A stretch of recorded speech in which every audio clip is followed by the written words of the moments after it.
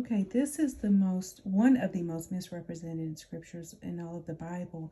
And I know why it is because humanity has a tendency to not want accountability or responsibility for their own actions.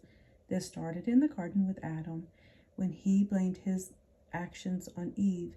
He blamed her for his actions, and this is true still for today. And that's why that scriptures are misrepresented for that very reason, because mankind wants to exempt himself from any type of accountability. Paul is clear here that he is telling us that this is a spiritual battle. That is the context for this. This is not saying that humanity does not take part in this spiritual battle, because we are spirit.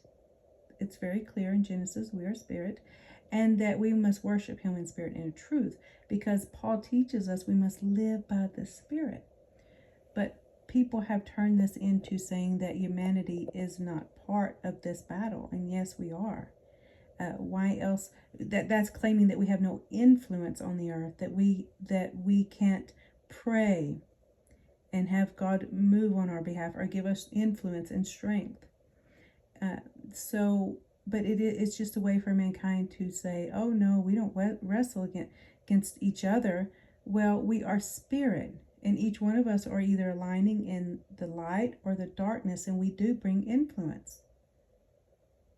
And so Paul is telling us, for we wrestle not against flesh and blood, but against principalities, powers, rulers of the darkness of this world, spiritual wickedness in high places. And he says, because this is a spiritual battle, pick up your spiritual weapons, which are truth, righteousness, gospel of peace, and faith.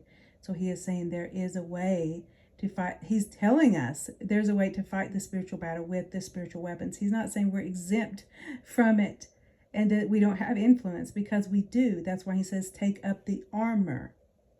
If we didn't have influence, we wouldn't have to wear the armor. So, but they use it to say, oh no, our battle is not against each other. It's against the light and the dark, and people are either in the light or in the dark. And we fight the battle spiritually. That's the point of this scripture passage here, my friends. This is why Paul always he says, live by the Spirit, not by the flesh. But we all have influence here.